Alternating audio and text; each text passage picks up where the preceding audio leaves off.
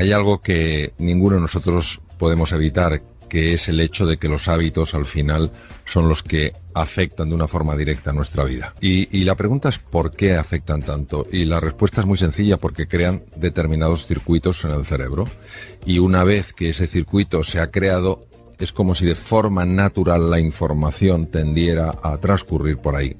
Imaginemos que el cerebro fuera como una tierra arcillosa enormemente blanda y empezamos a pisar esa tierra siguiendo un camino determinado. Llega un momento en el que cada vez esa tierra se va hundiendo más y forma un surco. A partir de ahí es mucho más fácil que toda información penetre por ese surco a que empiece a generar pues un nuevo camino que a lo mejor sea mucho más interesante y mucho más positivo para nuestras vidas. Yo creo que es muy importante que entendamos esto. La gran recompensa es que traes a tu vida cosas que verdaderamente quieres que estén.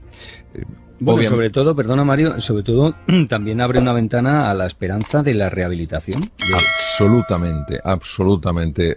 De las cosas más devastadoras que existen por el enorme impacto que tiene el ser humano es la desesperanza. Es decir, verse en un túnel sin siquiera intuir la posibilidad de que haya un poco de luz.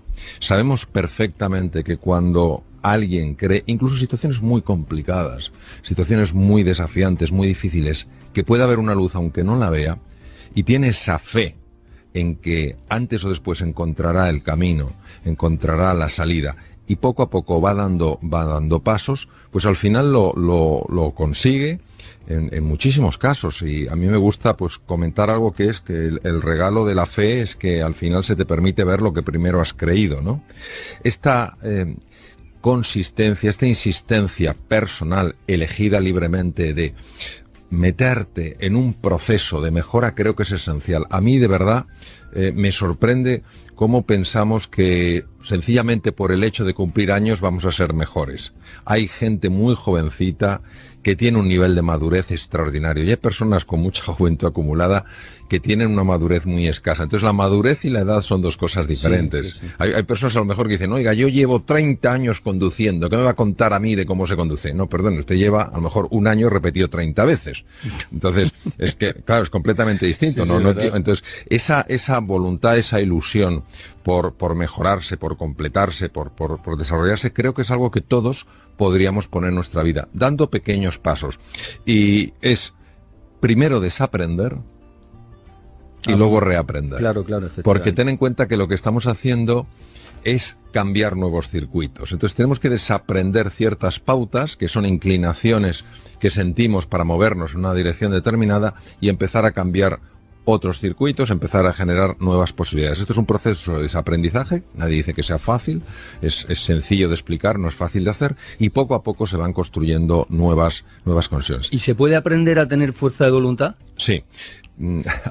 Cuando en alguna sesión de coaching alguien me decía, Mario, estoy totalmente bloqueado, no hay nada que yo pueda hacer, les decía una pregunta que les lanzaba una pregunta que no es para nada genial, pero tiene un gran poder movilizador.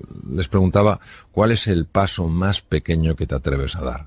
Y siempre hay un paso, por pequeño que sea, que alguien puede dar. En el momento en el que alguien da un paso, por pequeño que sea, es decir, en el momento en el que actúa, en el que hace algo, eso que desde fuera parece que es insignificante, a nivel mental no lo es, porque solamente aquella persona que cree que puede, hace eso, dar un pequeño paso. Y a partir de ese pequeño paso se va conquistando territorio. Es decir, para mí la libertad de una persona es una conquista diaria. No podemos darlo por hecho, porque muchas veces nuestros propios automatismos nos quitan la libertad. A mí me parece maravilloso, independientemente de la edad que se tenga, que cada uno elija libremente en qué quiere mejorar. Se enfoque en eso y poquito a poco dé pasos para alcanzarlo. Es decir, pensar en grande y actuar en pequeño. No importa que sean pasos de bebé, pero tu visión, aquello que tira de ti, es algo muy grande. Bueno, y sobre todo es que si alguien consiguiera llegar a la perfección en cualquier disciplina, luego una vez que llegaba ya rollo, ¿no? Patatero. Sí, porque además, fíjate, la palabra perfección hay que entenderla en su verdadero significado. La palabra perfección significa estar completo. Entonces, para mí, todo ser humano en su interior está completo, es decir, es perfecto en su interior. Ninguno de nosotros somos una maquinaria de reloj averiada que los demás tengan que arreglar. Y cuando uno siente que los demás le tratan como si fuera así, como si tuviera esos engranajes que funcionan mal, enseguida se resiste. Cuando alguien siente que los demás se dirigen a ti viendo esa dignidad, viendo esa perfección en tu núcleo, en tu esencia, en ese momento tú empiezas a creer más en tus posibilidades, tú empiezas a creer más en tus potencialidades. Lo que luego una persona alcance de mejora en su forma de ser y de estar en el mundo, eso es otro tema. Lo importante es saber que en nuestro interior, en el centro, en lo que nos define como seres humanos, somos completos, no somos defectuosos, ni siquiera, perdón, ni siquiera personas que tienen pues lo que se llaman deficiencias cognitivas, deficiencias físicas, en su núcleo tienen una imperfección. Siguen siendo perfectos, siguen teniendo esa enorme dignidad como seres humanos, y lo único es que tienen otros desafíos distintos a los nuestros. Pero eso es lo que me gustaría transmitir aquí, ¿no? Esa ilusión, esa esperanza de que hay un camino y de que hay una mejora posible siempre que se tenga el compromiso firme en dar esos pequeños pasos cada día. Aquella persona que de verdad está ilusionada por un objetivo que en principio parece demasiado grande, si persiste, si sigue, está creciendo como ser humano, su mente está cambiando, y si está cambiando su mente, está cambiando su vida. ¿Cuáles son esos 3 superpoderes que tenemos todos para ser felices, Mario? Bueno, yo creo que el primer superpoder es el superpoder de ilusionarte, es decir, lo que es la inspiración, lo que ha movido y moverá al ser humano, un proyecto, una propuesta, una visión que le trascienda, es decir, que no terminen en el yo, mío, para mí. Lo segundo que le mueve es la capacidad de poner en marcha su creatividad, su capacidad de comprensión en profundidad de aquellas realidades que no son evidentes. Y el tercer superpoder que tiene es el superpoder de ponerse en marcha siendo inasequible a lo que es el fracaso, es decir, levantándose cada vez que se cae. Esta capacidad del ser humano de ir aprendiendo a medida que se cae es algo que nos ha ayudado a lo largo de toda nuestra historia. Lo que pasa es que muchas veces o no estamos suficientemente inspirados porque no tenemos una visión, o no ponemos en marcha el proceso creativo y ni siquiera tenemos una estrategia para avanzar en un terreno nuevo, o sencillamente pensamos que las cosas suceden solas, sin un esfuerzo y una dedicación por nuestra parte. Si usted se despierta un día, Mario, sin ganas de levantarse y afrontar el día, ¿qué hace? Una de las estrategias que... ¿Alguna vez pasa, verdad? Claro que pasa. También a usted. No, por supuesto que a mí, supuesto que a mí, y a veces con más frecuencia de la que me gustaría. Lo que pasa es que uno tiene que tener, primero, una inspiración, una estrategia y un entrenamiento. La inspiración es saber que en ese día se pueden abrir posibilidades que ni siquiera te imaginas. ¿Quién soy yo para decir que ese día no va a ser un día extraordinario? ¿Cuál es la estrategia que utilizo? Pues, por ejemplo, algo tan sencillo como pensar en 5 personas a las que yo realmente expresaría gratitud.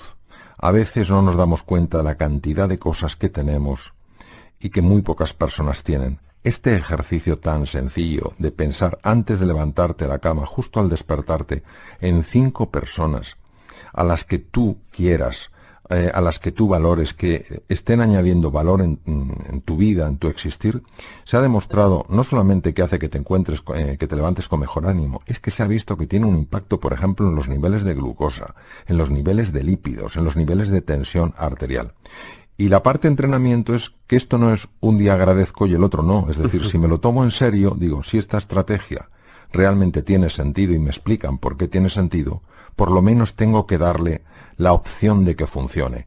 Esto de, lo voy a probar a ver si funciona, lo pruebo un día, y si no ha funcionado como me gusta, no sirve, eso es la excusa fácil para mantenerse atrapado en modelos viejos, mentales, que nos tienen muchas veces tremendamente esclavizados. Comer bien y hacer ejercicio, esas dos cosas, ¿cuánto pueden influir en nuestra felicidad? Comer bien y hacer ejercicio no sabemos hasta qué punto pueden influir en la felicidad, porque en la felicidad influyen 3 factores. Factores que tienen que ver con el cuerpo, factores que tienen que ver con la mente y factores que tienen que ver con el alma. Lo que sí sabemos, por ejemplo, es que cuando se come bien, es decir, de una forma adecuada, pensando en el cuerpo, en lo que le sienta bien al cuerpo, y cuando se hace ejercicio, Hay varias cosas que sí se han demostrado desde el punto de vista científico. Primero, que toda la parte anterior del cerebro, lo que se llaman las áreas prefrontales, aumentan de grosor. Estas zonas son muy importantes porque nos permiten estar más atentos, nos permiten ser más eficientes. La atención plena se ha asociado claramente con una sensación de bienestar. Por si esto fuera poco, el ejercicio físico también potencia un área del cerebro que se llama el hipocampo. El hipocampo es clave para aprender nuevas cosas, para adaptarse a nuevos contextos. Y además se ha visto que el ejercicio físico aumenta el grosor de otra área cerebral que se llama el cíngulo anterior, que es probablemente el área más importante en la conexión humana. Se ha observado en el estudio más largo de felicidad que existe en el mundo, es tan largo que ya hay 2 directores del estudio que ya fallecieron a edad avanzada porque es un estudio de muchísimos años y actualmente el tercer director pues tiene también una edad bastante avanzada. Se ha demostrado que el elemento más asociado a la felicidad es la calidad de las relaciones humanas. Si el ejercicio físico mejora de una forma evidente el área que tiene más capacidad de facilitar el encuentro con otros seres humanos, como es el cíngulo anterior, lo que no cabe duda es que hacer ejercicio físico sí tiene un impacto en la felicidad. Decir si es un 10, un 20, un 30, un 4, un 60%, eso no lo puedo decir. No se sabe, pero todo está ligado de alguna manera. Exacto, es que todo está ligado, todo suma. Cuenta usted en el libro que cuando todavía estaba estudiando medicina, que por cierto empezó con 17 años, obtuvo una beca en Finlandia. Sí. Todo iba bien allí, le gustaba el trabajo, hizo muchos amigos. Sí, sí. Pero estaba cada vez más decaído. ¿Qué ocurría? Bueno, efectivamente fue en Oulu, en el Hospital Central de Laponia. Éramos estudiantes de medicina de muchos países europeos y la verdad es que nos llevábamos muy bien. El hospital era modernísimo, Finlandia es un país precioso, la gente muy agradable y a medida que iba avanzando el tiempo, pues yo empecé a notar un cambio en mi estado de ánimo y yo no entendía a qué se debía ese cambio en el estado de ánimo porque no era una cosa puntual, era algo como que se estaba estableciendo en mí. Yo hice un proceso de reflexión intentando ver qué es lo que no estaba funcionando en mi vida. Estaba apasionado, estaba en el departamento de ortopedia del profesor Timo Laramie, me trataban de maravilla. Yo estaba aprendiendo muchísima cirugía, me gustaba incluso la comida, que es un poco peculiar, tenía amigos por todas partes, me encantaban las saunas, de vez en cuando nos íbamos a una cabaña en medio del lago y nos bañábamos todos, es decir, no veía ningún problema.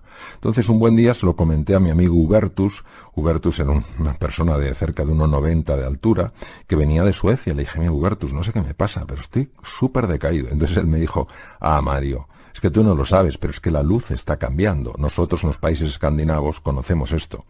Claro, al cambiar la luz, lo que ocurre es que empieza a producirse un aumento de melatonina porque baja la luz y la melatonina compite por el mismo aminoácido que la serotonina.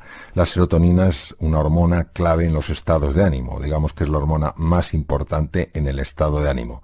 Lo que yo notaba era una reducción en el nivel de serotonina a favor de un aumento de los niveles de melatonina.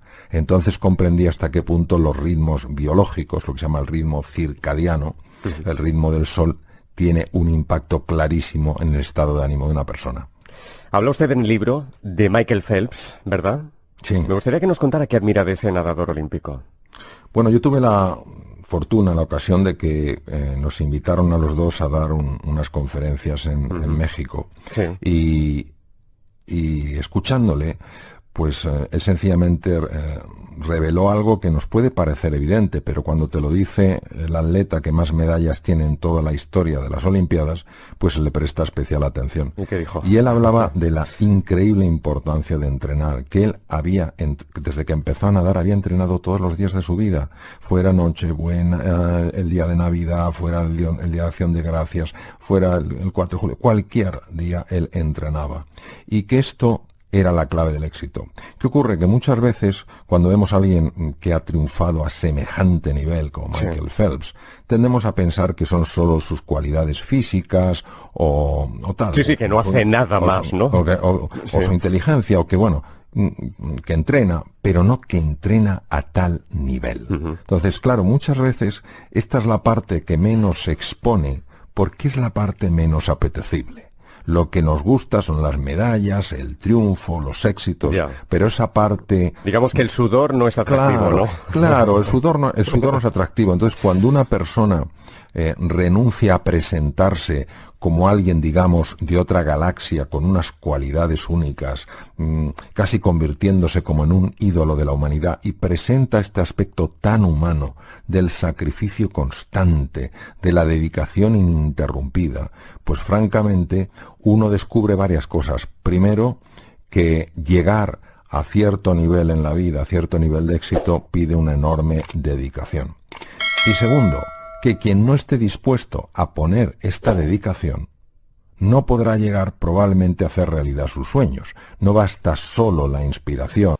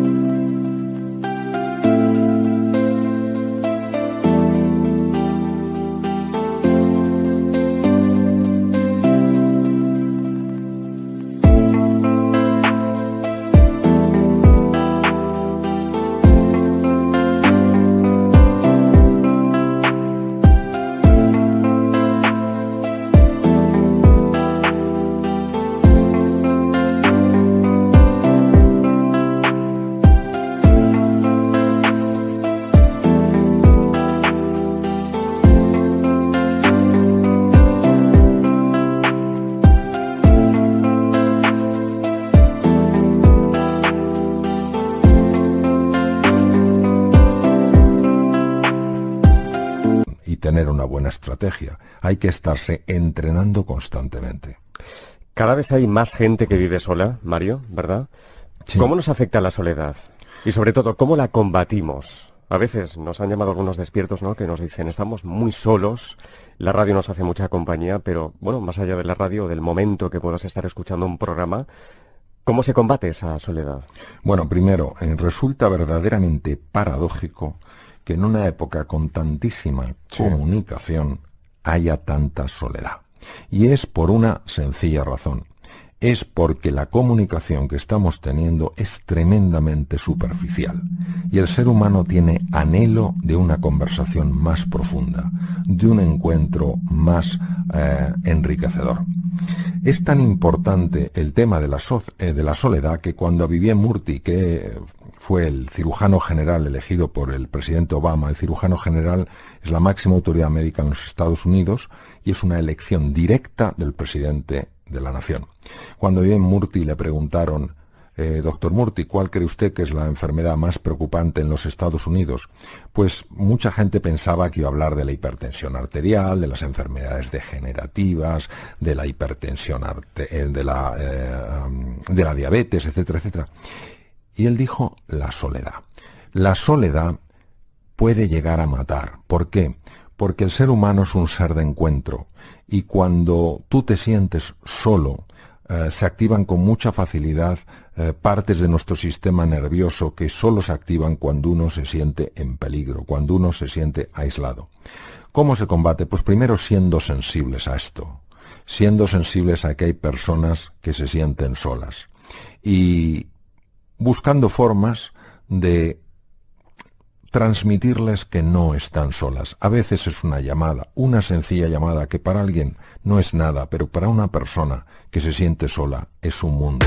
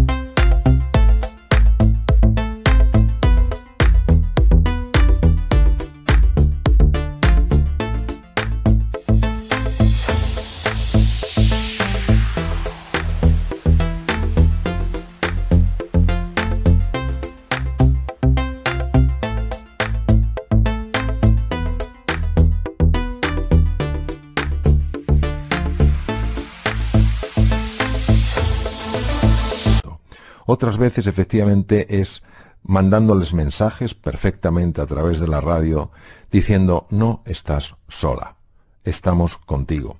Cuando el ser humano tiene anhelo de encuentro, hasta la cosa más pequeña puede marcar una enorme diferencia.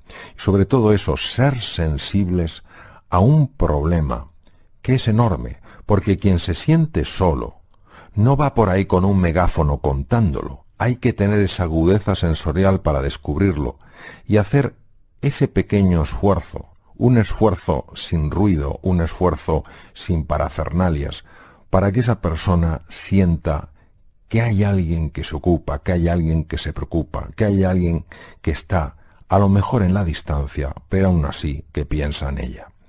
¿Los cambios, los retos, son necesarios y es normal que nos den algo de miedo? Esta es una pregunta de enorme calado, porque aquí hay una cosa de lo más sorprendente. Es decir, el ser humano aparece hace unos 2,5 millones de años en el este de África como ser humano, evolucionando obviamente de otras especies. Sí. Hace 1 millón de años el Homo erectus abandona el este de África y coloniza lugares tan distantes como pueden ser Java o Australia. Y claro, nosotros sin embargo vemos cuánto nos cuesta cambiar, la reactividad tan grande que tenemos a los procesos de cambio. Y aquí viene mi contestación, que no digo que sea la contestación, es mi contestación a la pregunta.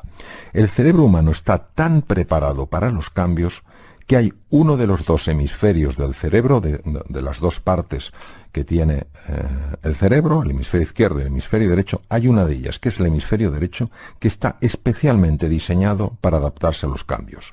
Si es así, si el ser humano es hijo del cambio, si estamos aquí porque hace 1 millón de años una serie de seres intrépidos, con herramientas prácticamente ridículas, con un conocimiento del mundo más que limitado, se atrevieron a abrazar un mundo desconocido, ¿qué es lo que nos hace tan resistentes al cambio? Y aquí hay que entrar en otra dimensión, mucho más sutil, porque es una dimensión metafísica.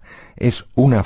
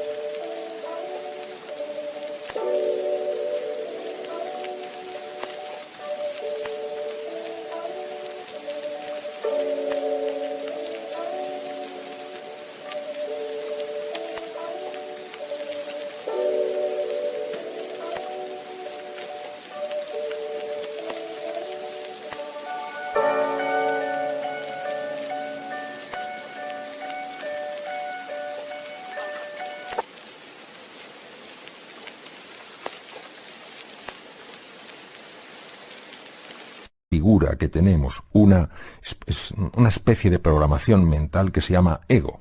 Entonces, el ego busca sobre todo controlar, busca la seguridad, busca la certeza, busca el estatus, busca el reconocimiento, busca encajar como sea. Y todo lo que sea un cambio, todo lo que sea abrirse a la incertidumbre implica descontrol. Implica a lo mejor perder estatus, porque claro, ya no puedo demostrar lo que sé en un terreno en el que no sé. Puedo perder reconocimiento. A lo mejor me exige entrar en contacto con otras personas y no, digamos, entre comillas, con mi antigua tribu. Y el ego se rebela contra esto. Claro, el ego tiene mucha fuerza porque de alguna manera utiliza todo lo que es la arquitectura cerebral para que experimentemos un proceso de cambio como una amenaza. Es curioso, es como si a un ordenador que está perfectamente preparado para hacer frente a un desafío, el que sea, le colocamos un software, yo diría un virus, que inutiliza ese ordenador. Decimos, ¿cómo es posible que ese ordenador, en este caso la metáfora sería en relación a la analogía con el cerebro, cómo es posible que este cerebro tan preparado para adaptarse a procesos de cambio se sienta tan limitado cuando ese cambio sucede en la vida? Y es por esta especie de esta programación tan extraña que a veces tenemos y que hace que nos sintamos pequeños frente a la incertidumbre y que prefiramos, y de hecho se puede ver hasta leer hasta en el propio refranero, pues eso, la curiosidad mató al gato. ¡Qué barbaridad! Más vale pájaro en mano que ciento volando. Más vale malo conocido que bueno por conocer. Claro, cuando uno va recibiendo... Y eso va calando, va calando. Claro, y uno no se mueve. Claro, es como el chirimiri en el País Vasco, que sale uno y dice, nada, si prácticamente no llueve. Y vuelve a su casa calado. Pues claro que va calando. Y deja de ser una idea para convertirse en una creencia que luego opera alterando todos nuestros circuitos cerebrales. Doctor, muchas gracias, de verdad. Muchas gracias de corazón. Buenas Gracias. noches. Buenas noches.